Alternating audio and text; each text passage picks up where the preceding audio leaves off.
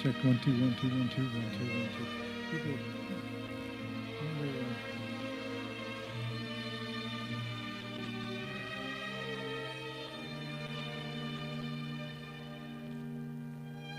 this successful reaches out closer.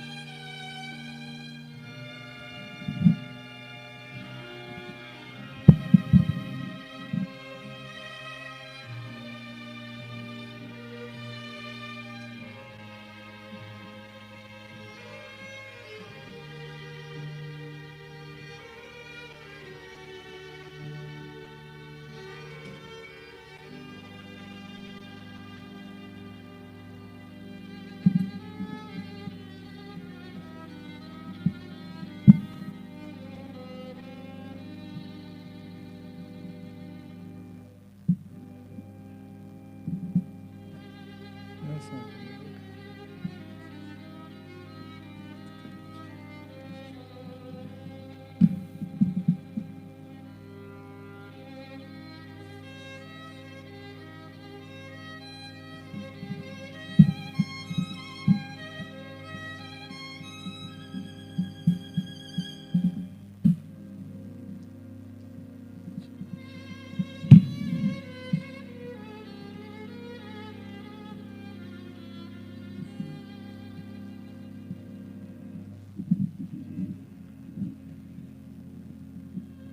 The thing about this is a little bit harder to adjust depending on whether they're really tall or really small.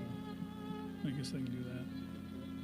If they're really tall or really small, it's a little bit harder to adjust. The other, I think you just bend, but we'll try it. That's true.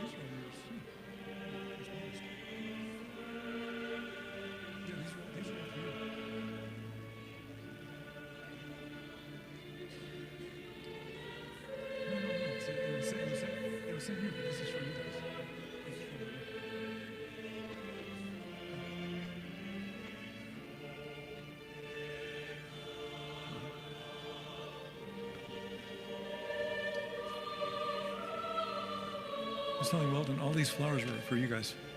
So.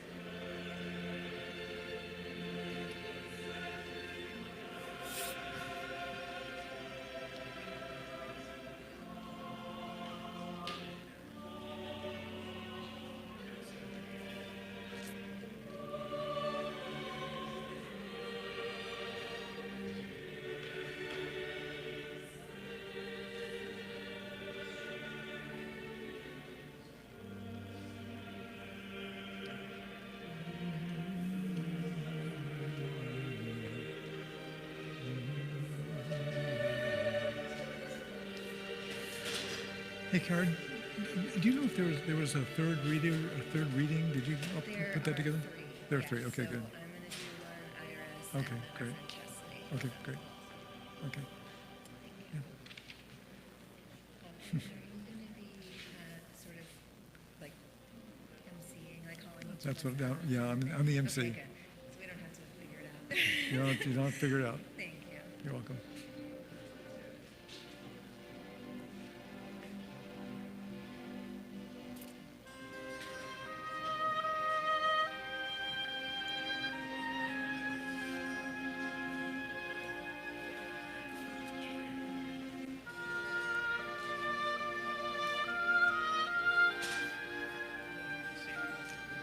Yeah, you good? Good?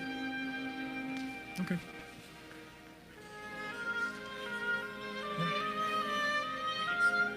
Okay.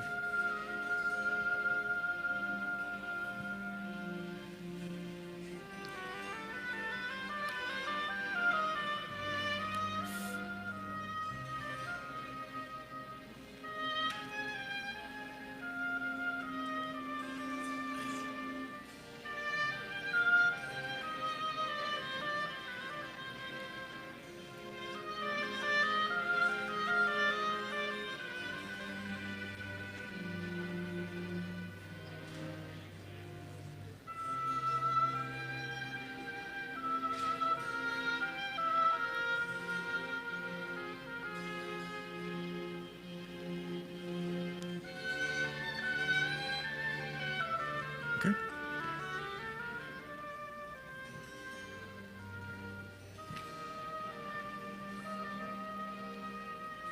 Excuse me. Pardon me.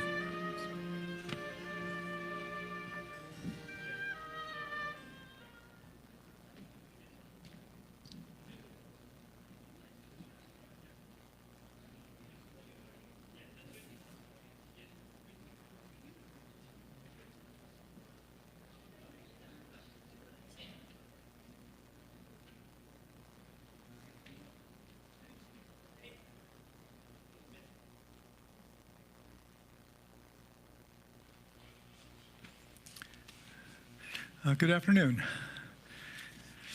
My name is Don Lansky. I'm the minister here at Unity of Charlottesville, and on behalf of the Garris family, I'd like to welcome you all here tonight, this afternoon.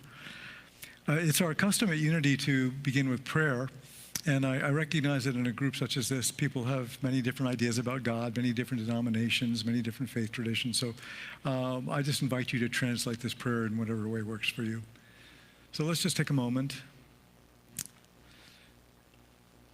And in this sacred time together, we open our hearts and our minds to the mystery of life and to the blessings that we receive and the blessings that we give. We give thanks for Ed and Cindy's lives and how they have touched so many people in their lives and in their careers. And we know and affirm that love is eternal and lives within our hearts whenever we think of them. And so we give thanks for God's love that binds us together and helps us to support each other in times of challenge and in times of joy. Amen. So as you know, Ed and Cindy passed away just 13 days apart from one another on October 25th and November 7th. So there's been a couple of months to process and grieve a little bit, but you know that grieving takes as long as it takes. Everybody knows that. And since I didn't know Ed and Cindy, I'm simply here today to be your MC, sort of your host, as we support and honor and remember and celebrate the lives of two extraordinary people. I want to share with you that my wife is seeing an occupational therapist right now for her hand, and she asked the therapist if she knew your mom. And he had never met her, but he went and fetched a box, and it was full of her inventions. So it's just hard to imagine how many lives she must have touched and how many people she must have helped. Our tradition here at Unity is not too different from other traditions that hold that death is not the end of our journey on the earth, but the loss of our loved ones is nonetheless painful, and we're blessed by their walk upon the earth, and we also mourn and their loss, and we miss them as well.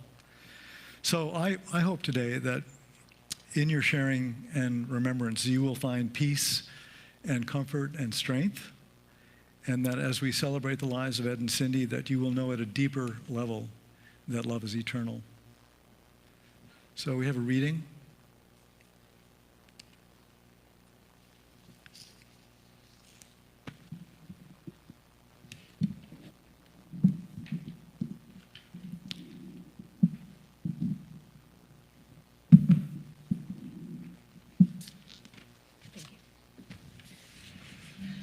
This is an excerpt from A Gentle Reminder by Bianca Sparacino. If you have lost someone that was once a beautiful part of your life, remind yourself that energy cannot be created nor destroyed. It can only be transformed. That is scientific law. Everything in this world exists within a cycle. Our bodies, the nature around us, the stars, the whole entire universe. Everything is constantly going through phases of life and death. And if we think of that law, we can appreciate those periods of evolution, those periods of death, and reframe that as periods of transformation. The energy that exists within that person, the love you shared, the hope you felt, it is never gone. It exists out in the world somewhere. When you are mourning the loss of a human being, when the grief feels heavy and you wish that they could be experiencing certain things beside you, that you could just share one more moment with them, that you could make one more memory. Remind yourself of that law. They may not be in your life in the way you remember them, but their energy and their love and their heart still exists in this world. They are all around you. They are always with you. Because the truth is, we never really lose the people we lose. They are in the sunsets and in the rain and in the forests and in laughter and music that takes our breath away. We never really lose their love, their beauty, because that energy doesn't disappear. It finds new ways to reach you. Pay attention.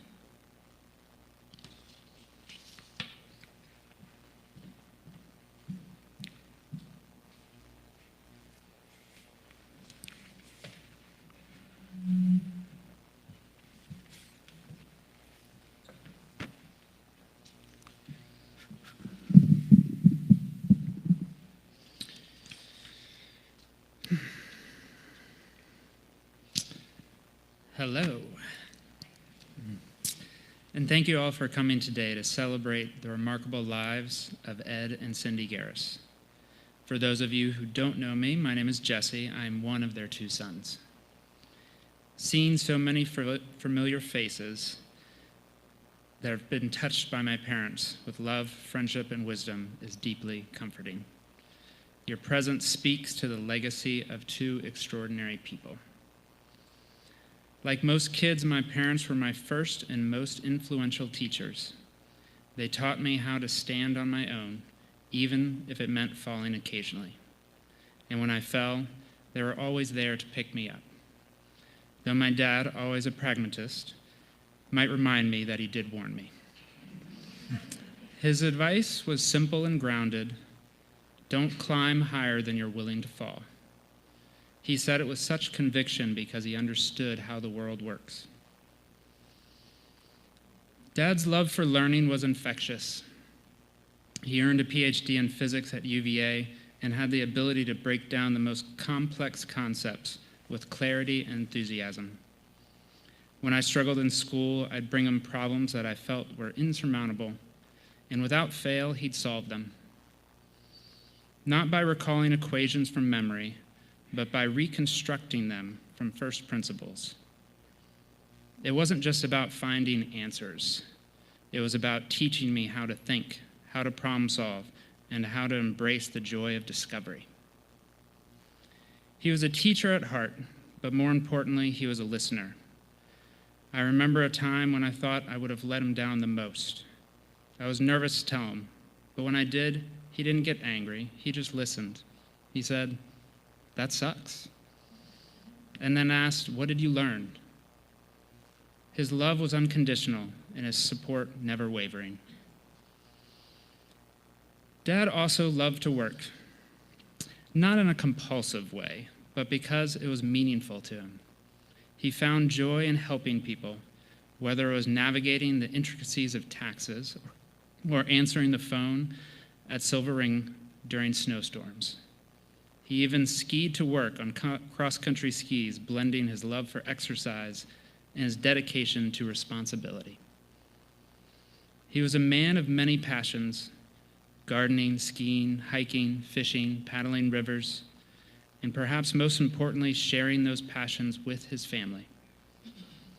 His iconic handlebar mustache, which somehow survived decades of trends, is etched in our memories. It collected food and drinks, and when he skied, little tiny icicles. My mom, Cindy, was equally remarkable. She was a force of nature, determined, creative, and tireless. Despite living with rheumatoid arthritis, she built a career as an occupational therapist, starting therapy programs in both local hospitals and designing the revolutionary Silver Ring splint, which changed lives in a way she can never fully imagine. The splints not only improved function, but also gave people confidence. Instead of avoiding eye contact, strangers would approach her to compliment her beautiful rings on her hands. That small but profound shift in how people saw her invention embodied her gift for transforming challenges into opportunities. Mom was endlessly creative, constantly solving problems, both for her patients and for her family. She and Dad poured the same energy into their gardens, meticulously planning them with layers of tracing paper to find the perfect balance of beauty and practicality. Orchids dominated our home, and their shared love for plants and flowers created a home filled with life. Even in her later years, Mom found joy in sharing photos of flowers with her friends and family as a quiet but beautiful way of connecting. Their partnership was a testament to love and resilience. Married on April Fool's Day, an unconventional choice, but meant they got to skip the wait list at the UVA chapel, they proved that their union was no joke. Over 50 years together, they built a life filled with adventure, laughter, and mutual respect. They navigated life the way they navigated rivers in their tandem canoe, with skill, trust, and shared determination to stay afloat, even when the waters got rough. Mom and Dad were adventurers at heart. They loved skiing, paddling, hiking, and exploring the outdoors. They believed in experiencing the world and encouraged us to do the same. Even as time took its toll, they continued to inspire us with their love for life and for each other. One of the last things my mom told me is that she didn't want to live in a world without my dad. They truly completed each other, giving each other strength, purpose, and love every single day. Even as their physical strength waned, their bond remained unbreakable. Dad, despite his own struggles with balance, would still reach out to steady her. Mom, in turn, would encourage him to keep moving forward no matter what.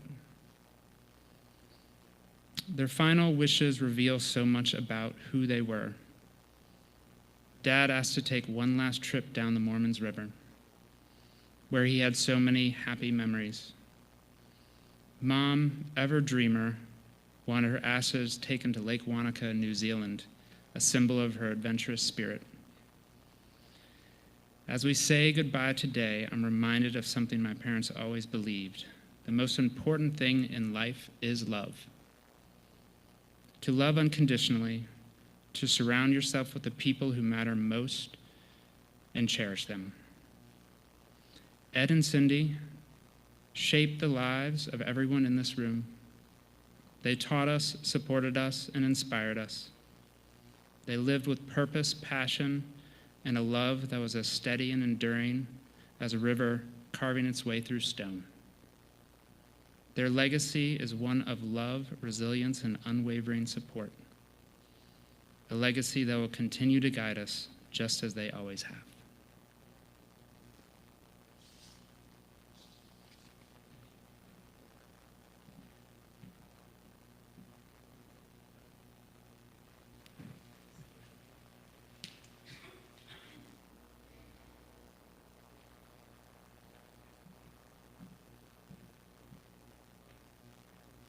Hi, everybody.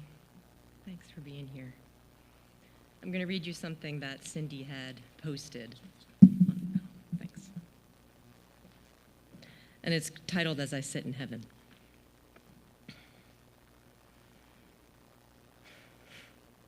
As I sit in heaven and watch you every day, I try to let you know with signs I never went away.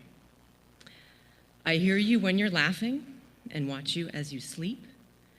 I even place my arms around you to calm you as you weep. I see you wish the days away, begging to have me home. I try to send you signs so you know you're not alone.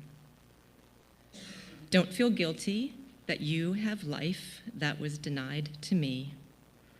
Heaven is truly beautiful, just you wait and see. So live your life, laugh again, enjoy yourself, be free. Then I know with every breath you take, you'll be taking one for me.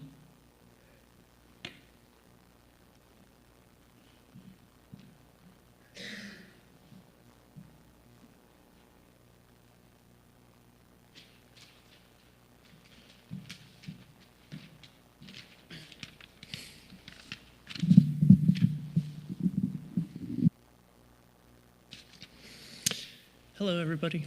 I'm Weldon. I'm the older son, and I really appreciate everybody coming today. And we'll probably not hold it together as the other three that have gone so far. I did not write out what I planned on saying. I made notes because I wanted to share experiences and memories that I had of my parents. It is true they loved hiking, gardening, canoeing, all those things. And years ago, when I was real small, they would talk about canoeing and the trips they took. And they loved canoeing, but they would argue about how to approach the rapids and go down the rapids.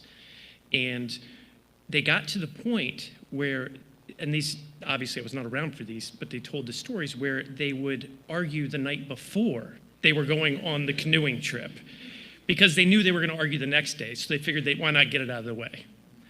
But after each canoeing trip, they would always go to a restaurant called La Hacienda, and it used to be across from University Hall. And I have fond memories of going to that restaurant. It seemed like we would go once a week, maybe on Saturday. Maybe they went canoeing. I don't remember exactly. I was young.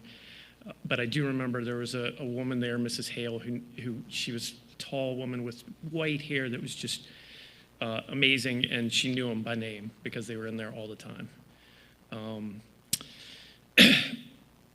My parents loved art.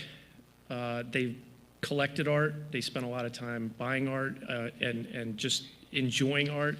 And when I was a child, we would go to Norfolk, where my aunt and uncle lived, and we went every year, and we would stay with them, and then we would go to the beach during the day, Virginia Beach, and they had the Boardwalk Art Show. My parents would go and walk the Boardwalk Art Show.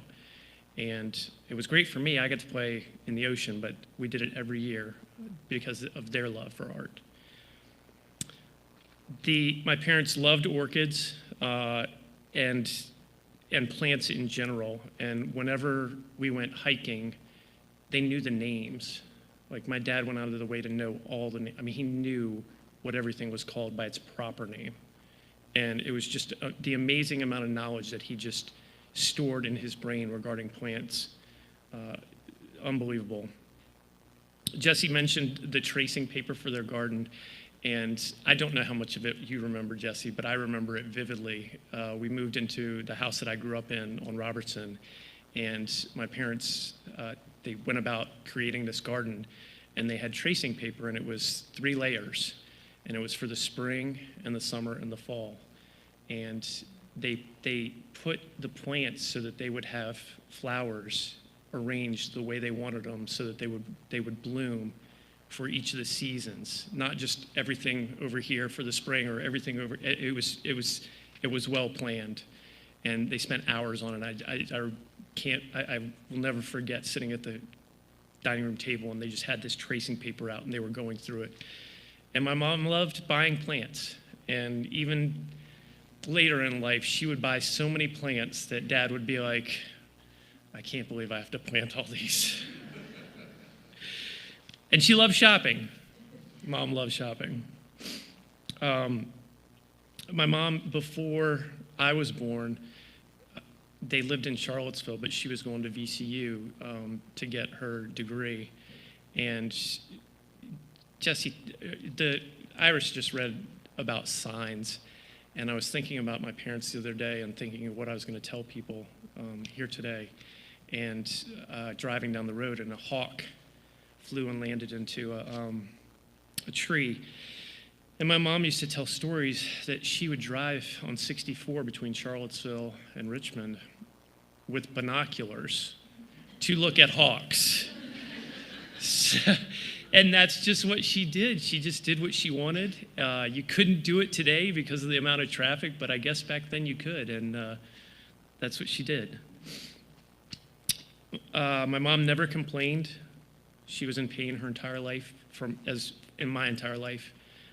Never once complained. When I was really small, she would take naps in the afternoon, and I was left to my own devices. And inevitably, I would run out of patience playing in my room and end up at her door knocking on it saying, "Mom, are you awake?" And she never let me live that down, even in her later years. My mom loved Christmas, and she used to spend a large amount of time in December getting Jesse and I excited about Christmas. And her favorite saying was, "Santa's coming, Santa's coming." And she got me so excited every year that I never slept on Christmas Eve. And most Christmas days I was sick because of the excitement and the energy that I expended. But it didn't stop her. She just kept going. My dad had, when I thought about him, he had many quotes that come to mind. And one quote was, "This is work, it's not your life." And so he had a CPA firm and had accountants that worked for him. And they worked long hours in the spring. But he used to tell me that he would tell his employees that, like, you're working on the weekend, but if you have a family event, you need to go do that. This is just work, it's not your life. And I carry that through to my life now. And just try not to bring work home. He said, "When I die, if I leave you anything, I miscalculated." Which, from a CPA, is pretty funny. And he also later, when I was growing up, my parents really were starting out and working really hard, and later on in life had become very successful in what they did. And he would say, it's only money, you can't take it with you. So he was the smartest person I ever knew. Growing up, without Google, he either knew the answer or he would get the answer for me.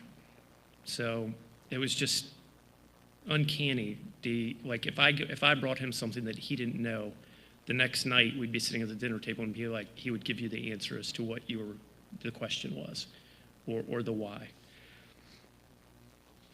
We went canoeing when my mom either chose not to or could not go any longer. He would take me on trips.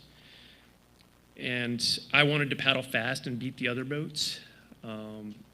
And Paul Surratt is here tonight, or today, and we would go with Paul and Paul's daughter Anne, and they would be way in front of us.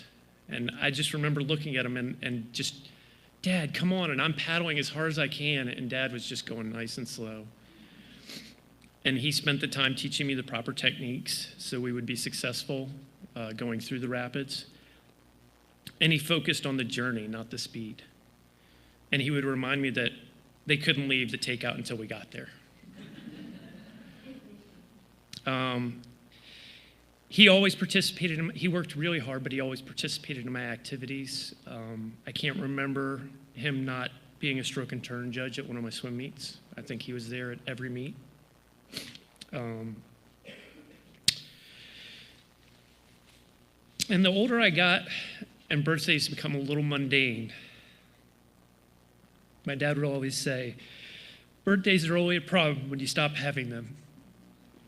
And that's where we are today. So, thanks for coming.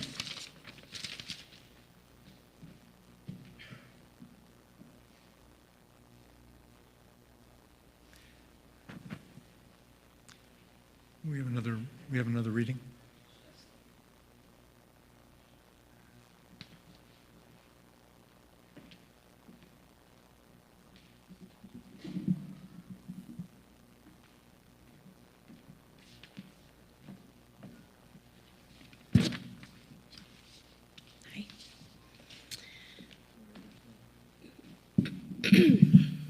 Thank you.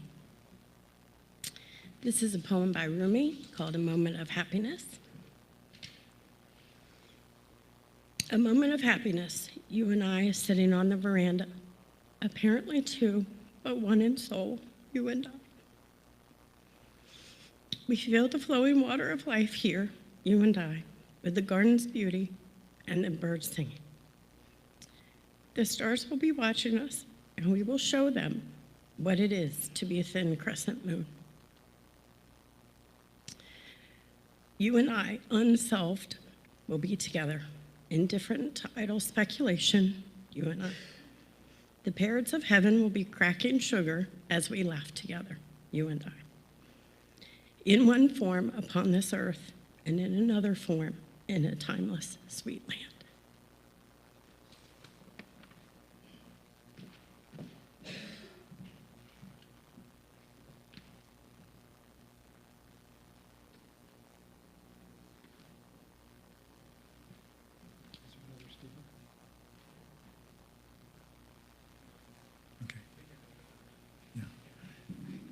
Yeah, so what we'd like to do now is if anyone has a story or a remembrance or something you'd like to share, I'd like to invite you to come up on stage. The reason that we're having you come up on stage is because this is being live streamed, so we want people to be able to see you and hear you. So feel free to just come up and share something if you'd like. I'll just ask that you be brief so that other people can share as well.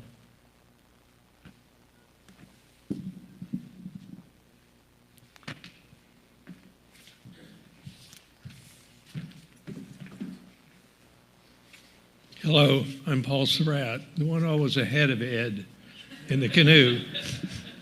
I hadn't planned to say anything, so it'll be a little rambling. I knew them for over 50 years. We both Well, I came to Charlottesville as an intern in 1970, and somewhere in the early 70s, we got the whitewater canoe bug. And the bigger the storm, the better to go canoeing. And the Mormon River, as Weldon said, was one of our favorite. And we learned how to run the rapids. We also learned together how to get a canoe out when it tipped over and was stuck on the bottom of the river. You have to wait a day and go out with a big winch. Frank Hardy remembers that too. We did.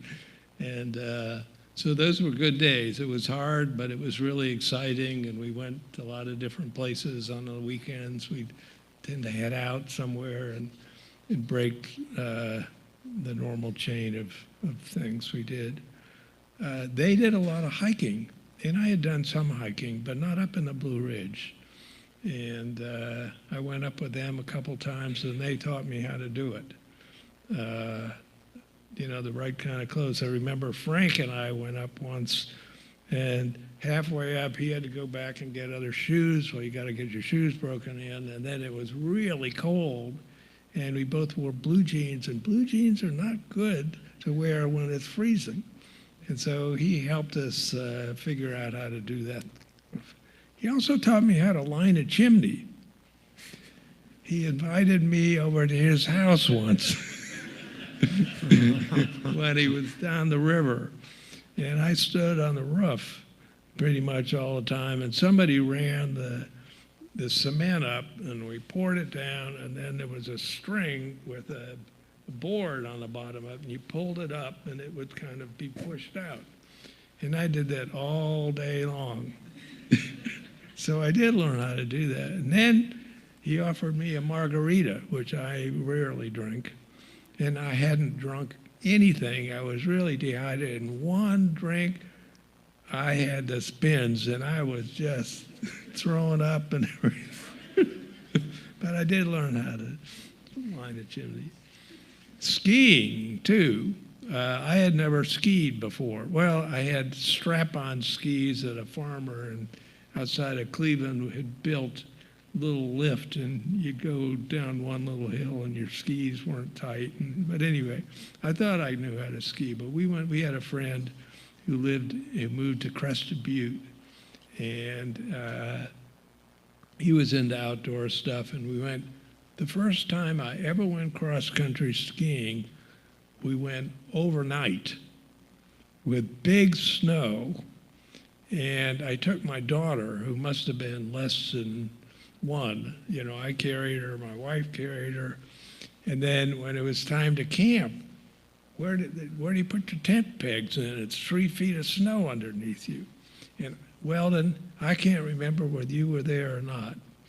You might have been. I don't know where you would have been otherwise.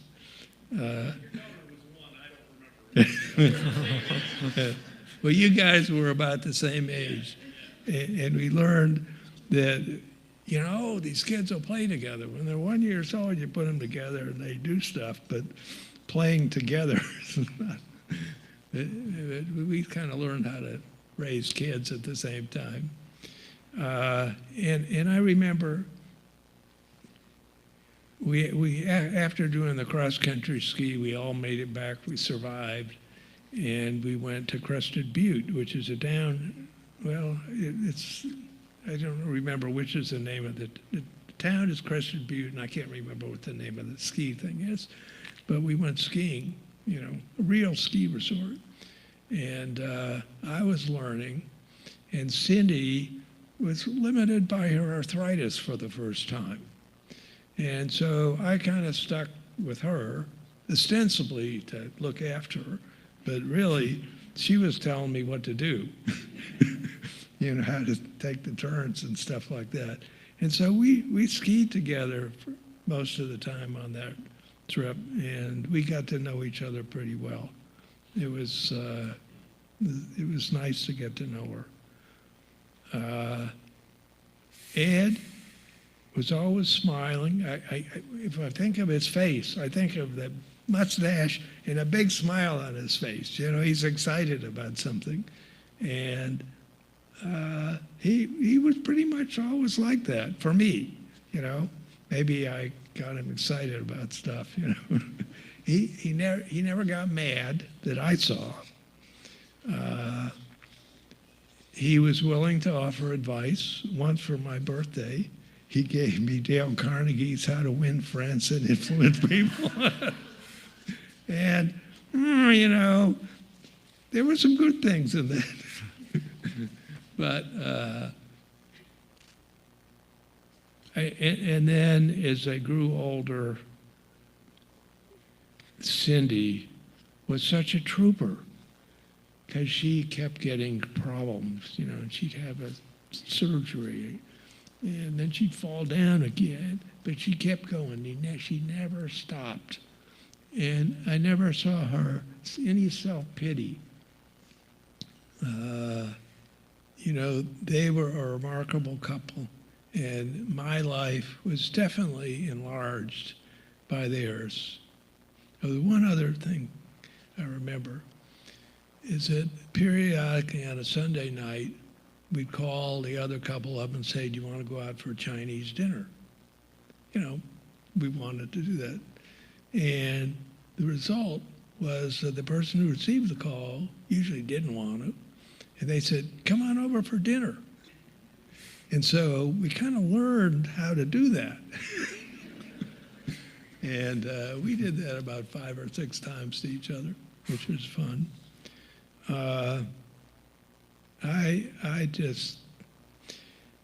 I'm so sad that they're gone.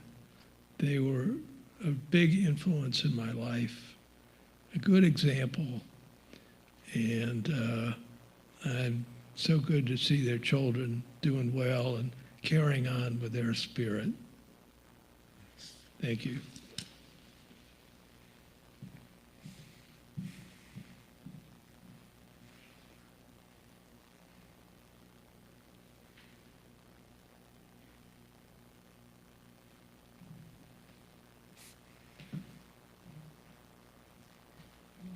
My name is Christine Dean, and I knew Cindy and Ed through Cindy.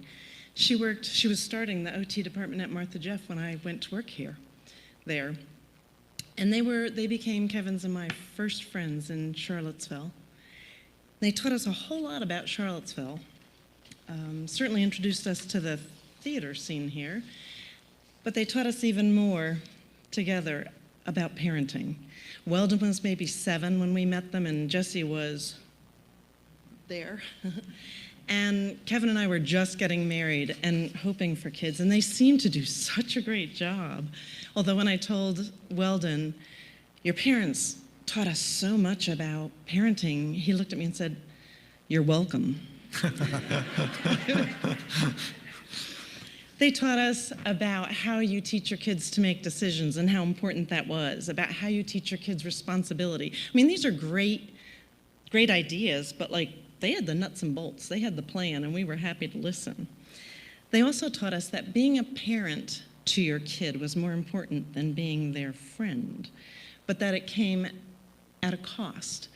And they told us so many funny stories. You guys were great fodder. We would have dinner together several times a year because we did plays, dinner and play, and they always had funny stories. And one time that day, Ed had been canoeing with Weldon, and I said, how was the canoeing today? And he said, oh, it was great. It was one of those ideal days. The weather was beautiful. Weldon and I just meshed. It was great. And at the end, we were getting a cold drink, and I said, you know, Weldon, this was an amazing day. And I'm going to really treasure it because pretty soon you're going to get to the age where you think I know nothing about anything. And Weldon promptly said, I'm kind of there now, Dad. And Ed said, talk about a burst balloon. They also taught us about the inadvertent effect we can have on our kids. Again, he said one time, there was a story behind it, but he summarized it by saying, and Weldon just hates to be late. He hates it.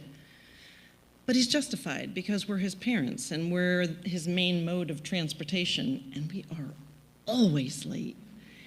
And Kevin and I knew about that because we did live arts plays and UVA plays, so we were with them probably 8 times a year for dinner and a play.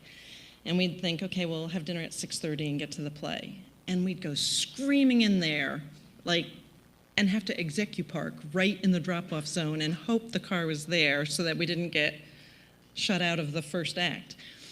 So then we backed up dinner time, and then we backed it up, and finally we said, we're gonna have to meet at lunchtime to get to these things on time. So anyway, Ed was so smart, everybody knows that. So confident and self-assured, really calm and thoughtful, and unaffected.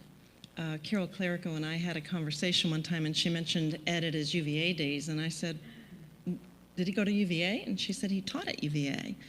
And I said, accounting? And she said, no, physics. So the next time I saw Ed, I said, you have a PhD in physics. And he said, I've heard that. I said, Ed, I've known you for over 30 years. You never told me that. He said, why would I? Because it's kind of a big deal. But I can see where he would be a great teacher. He was to me. I started a PT business and asked him to be my accountant, and he said, no, you don't need me. And I was like, oh, yeah, I do. I don't know anything about taxes. And he said, but you're good in math and you're smart enough. I'll do them once with you, and then just keep that. And if you have questions, call me. And as we went through that first time, he really did take it down and explain things so that I got it. But at the end of the year, I called him and said, Ed, I spent a lot of money on equipment, and it will only let me take off a little bit of that. And he said, it's called depreciation. You can only deduct a portion of it. And I said, that's not fair. And he said, oh, in the coming years, you're going to love it because you won't have spent the money, but you'll be able to deduct it. And I said, but I'm doing them now, and I'm going to owe a bunch of money. And he said, well, I'll help you figure out a payment. You don't have to pay it all at once. And I said, well, why wouldn't I pay it all at once? And he said, because you don't want to borrow to pay it. You can get a payment plan. And I said, oh, I've got the money. He said, you have the money? I said, in my business account, yeah. He said, that's great. If after a year you have the money to pay your taxes, you're successful. That's great. And it was an aha moment for me to take this, like I still try and incorporate that, to take this little annoying thing for right now and look at the bigger picture, which is something Ed was amazing at doing. And it was a life lesson. Cindy was also really laid back and so accepting of people, so warm and wonderful, with patients, but also with friends and her kids. She was an out-of-the-box thinker, a real problem solver, and to watch people look at their ring splints and think, wow, this is really cool, it was pretty awesome. You mentioned how much your parents loved art, and I always think about Cindy with her love of textiles in particular. She loved going to that Montpelier textile show, and we had a patient one time. We would bring stroke patients. I would treat patient A, she would treat patient B, and then we'd switch them so they didn't have to spend a lot of time going back and forth to their rooms. And one of them said to me one time, that Cindy, you never know what you're getting in any given day. And I said, how do you mean, Les? And he said, well, she always looks nice, but some days she comes in dressed like the Queen of England, and other days she looks like an Indian. And it was funny because Cindy had her boho days and she had her regal days, but she did like her textiles. And one of you mentioned she also loved to shop. And that never even changed through the years, even when she was on a scooter. And for a few years, the first time she was on a scooter, because I could take it apart and put it together, we would do shopping adventures. And sometimes they were hair-raising, because while she could turn on a dime in that scooter, she also raced through crowded stores like she was going through a marketing Cairo in a James Bond film. It was scary sometimes, and there are stories I think I shared with you guys. But she really was inspiring to me because she adapted so beautifully to change. The changes came and came and came, and she didn't let them slow her down. That's her. She was so graceful in making the changes she had to make. It was really inspiring. They both, I think, changed perspective for Kevin and me, changed the way we look at the world in different ways. But they're ways that we are really grateful for. They were wonderful people. And while we'll miss them, they just get in you and you will never forget them. Wonderful people. Thanks.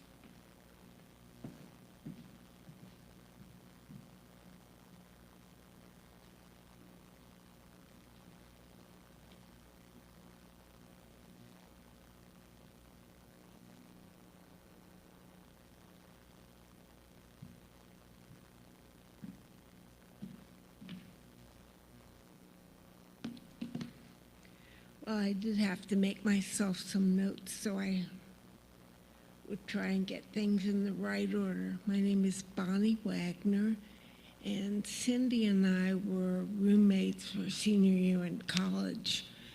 So I figured we've known each other for at least 44 years. And I think I knew Ed before I even met Cindy. I was in the dorm with his sister for several years before I even met Cindy. The one thing I remember are people talking today about how good Ed was at explaining stuff. I remember I knew Ed when he was still teaching at UVA, and we were driving somewhere together one time, and what I remember was his Volkswagen Bug. And I said, so Ed, can you explain to me what a quark is? No, right over my head. He could not break that down enough for me. I tried, and he tried, but it wasn't enough for me. So Cindy and I were born less than a month apart. And we were roommates our senior year at VCU. We shared a second-story walk-up flat, and in that flat, we really grew up. We were both 21 at the time, and we watched Vietnam protests from our window, and we both met the loves of our life in that apartment, and we both stayed with them for over 50 years. We learned to bake bread in that apartment, and we had our first experience with hot cross buns. So every year after that, Cindy and I would exchange hot cross buns. And probably 30 years after our first time, she and Ed showed up at our house with 3 boxes of hot cross buns. They had gone to 3 different bakeries, and we had to have a taste test of all the hot cross buns. And I think also at that time, we both became seriously committed to occupational therapy, and were never afraid to tell people that we were occupational therapists, and said it proudly.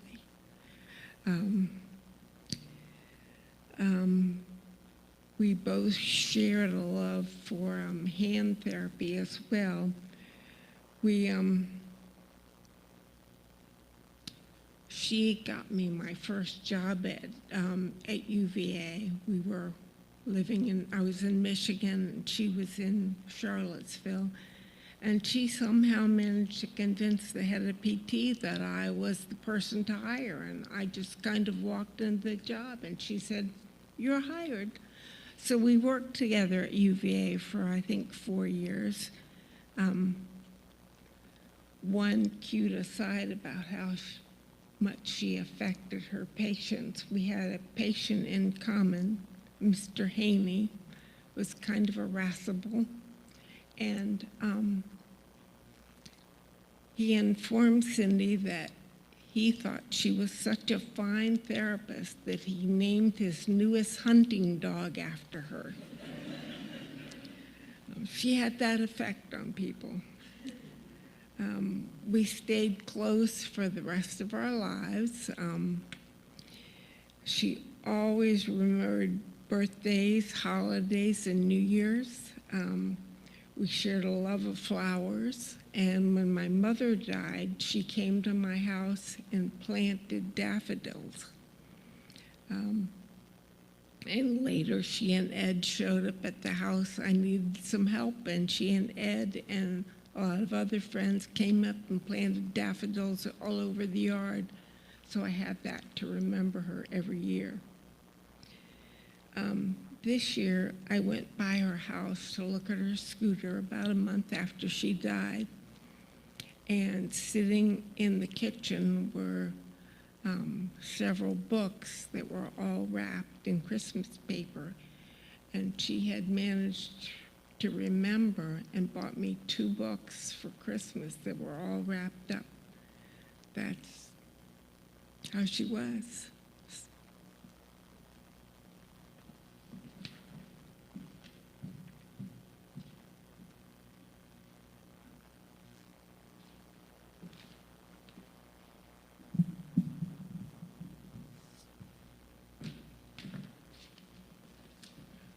I think every community has heroes that do some wonderful things and never get credit.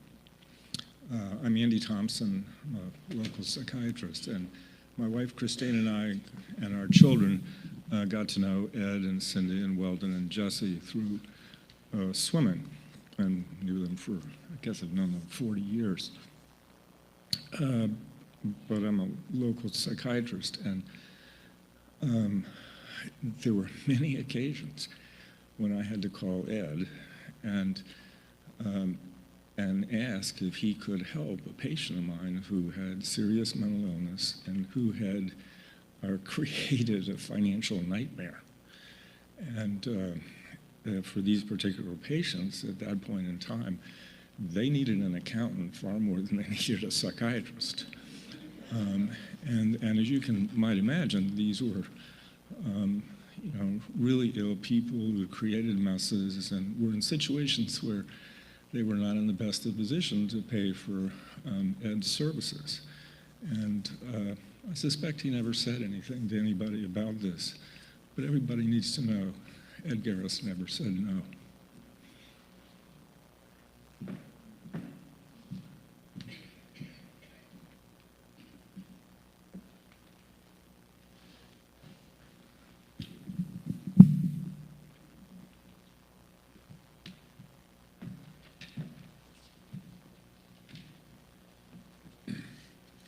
Hello, I'm Steve Wagner. I've known Cindy and Ed for a long time, since Bonnie and I were dating in Richmond the same time they were. And Ed, you'll see some familiar themes in my notes here. Ed, to me, was usually the smartest head in the room, unless it was Cindy. She was quieter about that. And he had a way, as other people have mentioned, of distilling a thorny or difficult question or problem down to the basic elements so you could act on it or understand it. When he was at UVA, he explained to me one time what a quark was and why it was so important that he was looking for him. And I understood it all for about 10 minutes.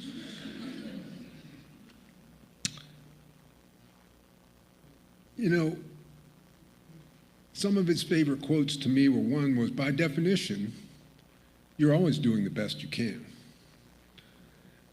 And as you get older or you reach challenges, you don't lower your expectations, you just change them. It's not a judgment. I don't know anybody who could make a change like Ed could, and Cindy. It's difficult to change your life. I know very few people can really, change. Ed seemed to be an expert from physics. I worked for him at Blue Ridge Mountain Sports. I've hiked with him in the mountains. He and Cindy had a habit of memorizing the Latin names of all the wildflowers. It was so interesting, and I think a little bit competitive. And Cindy, not despite, her rheumatoid arthritis, but never minding that, her physical challenges, she had a full and amazing life aside from that. Her curiosity and kindness never waned, and was infectious. Cindy would often remember the last conversation we had, even though we didn't see each other all that long. You realized she was truly interested in other people and what they were interested in. It was inspiring to see her attention so focused on her friends and family, rather than herself.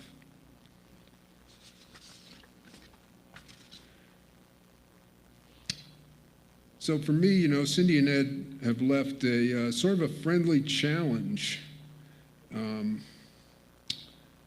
It's really a debt to the future. How will I use their example to make myself better? It's easy to do because they're with me all the time.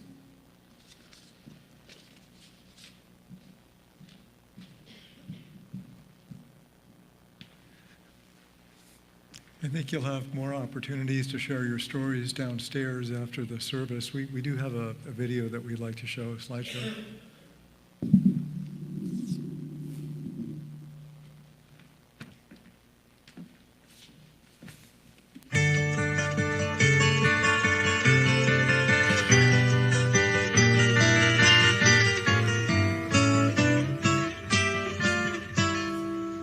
If I could save time in a bottle, the first thing that I'd like to do is to save every day till eternity passes away, just to spend them with you. If I could make days last forever, if words could make wishes come true, I'd save every day like a treasure, and then again I would spend them with you. But there never seems to be enough time to do the things you want to do once you find them. I've looked around enough to know you're the one I want to go through time with.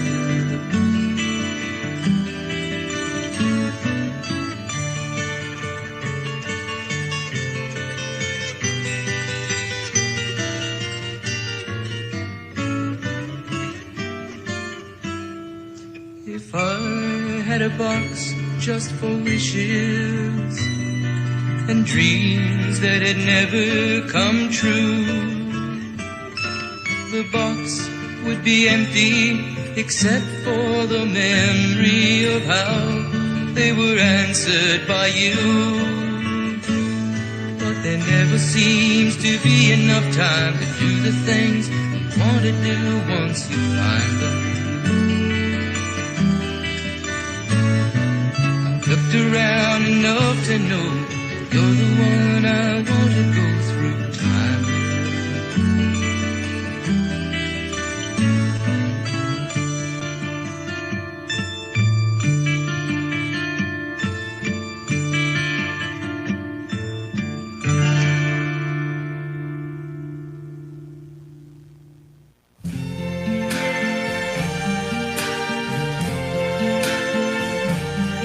I see trees of green, red roses too. I see them bloom for me and you.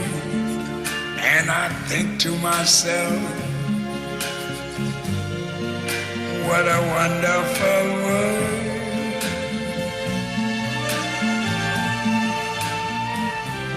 I see skies of blue and clouds of white, the bright blessed day, the dark sacred night. And I think to myself, what a wonderful world.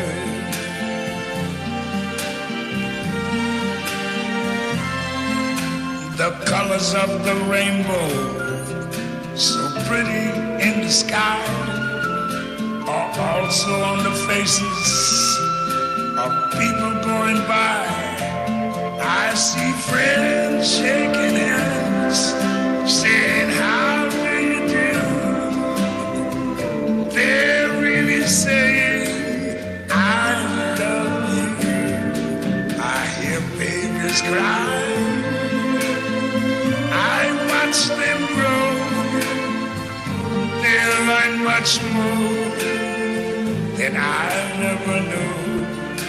And I think to myself, what a wonderful world. Yes, I think to myself, what a wonderful world.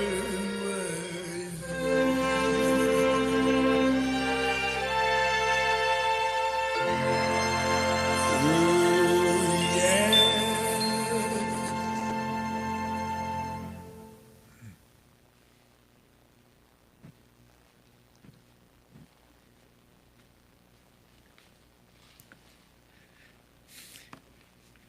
Jesse and Weldon asked if we might take a moment of silence. I know that many of you had a chance to say your goodbyes, and maybe some of you didn't. So I want to invite us to close our eyes for a moment, take a deep breath. And if there's anything that's left unsaid, anything that you would have liked to have said to Ed and Cindy, or perhaps maybe just to offer a blessing, we can take a moment to do that now in the silence.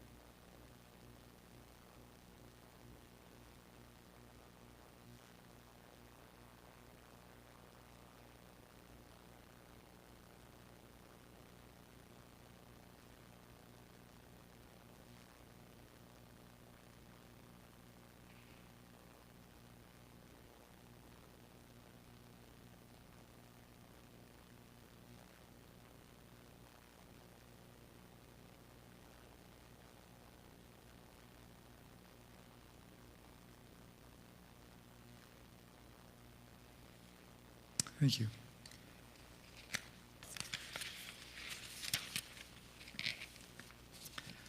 So you'll have a lot more time to be with each other downstairs. Jesse and Weldon are inviting you. The doors are right through here after the service, and there'll be a reception downstairs. And I'd like to close with prayer and a benediction. So I invite you to once again, close your eyes. And as we now release Ed and Sydney to their onward soul's journey, and we pray knowing and affirming that all is well, that Ed and Cindy are safe and protected in the light and love of the divine. We open our minds and our hearts that we may be filled with the understanding that brings us courage and strength and comfort and peace in these coming days. And we give thanks for the revelation that there is no separation in spirit, that through divine love we are eternally connected with one another and united. And now, Edward Dallas Garris and Cynthia Francie Gudger Garris, children of God, citizens of God's universe, we bless you. We release you to your growing good and to your new experiences in the eternal life that we all share. We say Godspeed, and we pray that the light of God surrounds you, the love of God enfolds you, the power of God protects you, the presence of God watches over you. Wherever you are, God is, and wherever God is, all is well. Amen. Thank you so much for coming this afternoon. Thank you for supporting the Garris family. And please join them downstairs through these doors. Thank you.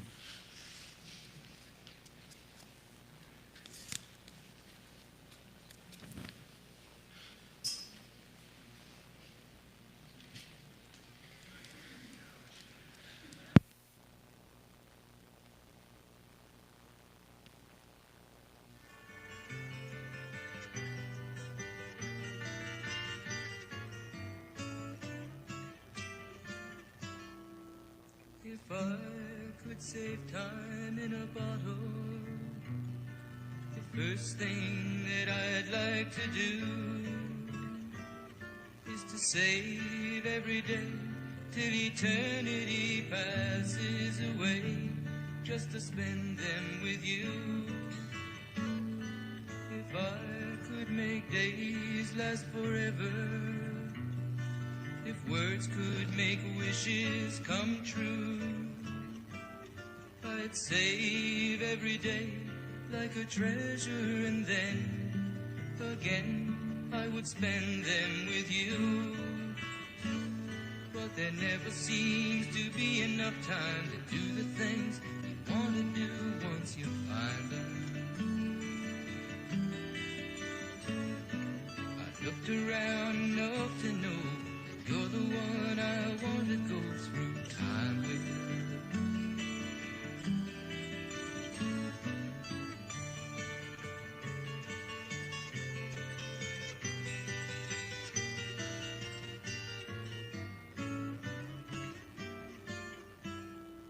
If I had a box just for wishes and dreams that had never come true,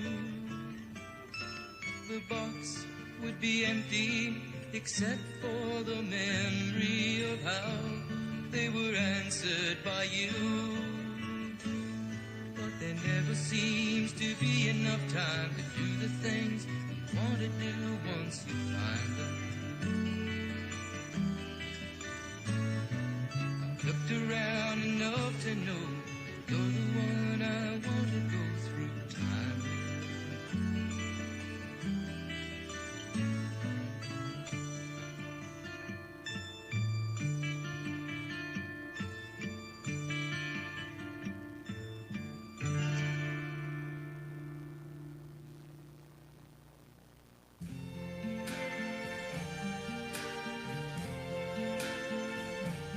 I see trees of green, red roses too. I see them bloom for me and you. And I think to myself, what a wonderful world.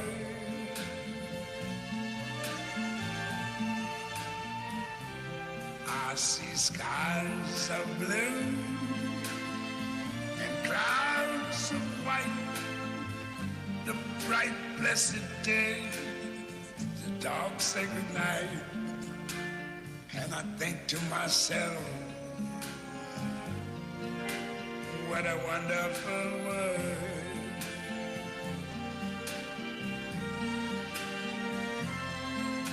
The colors of the rainbow, so pretty in the sky, are also on the faces of people going by.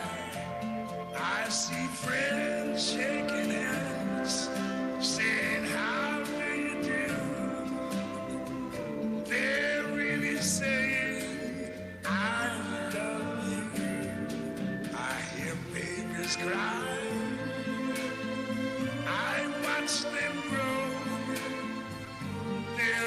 much more than I ever knew. And I think to myself, what a wonderful world. Yes, I think to myself,